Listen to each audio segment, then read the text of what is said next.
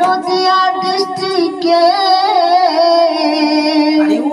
আরে ও বন্ধু এলাম শালিমারে।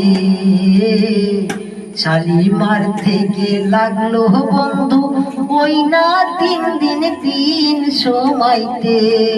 ও পরদেশি এলাম আমি ওই না এর্নাকুলাম ডিস্ট্রিক্টে। ওই এর্নাকুলাম ডিস্ট্রিক্ট থেকে এলাম আলুয়াতে।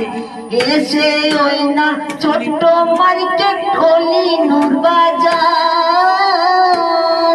অলিনুর বাজারের মাঝে ছোট্ট একটা রুম আছে।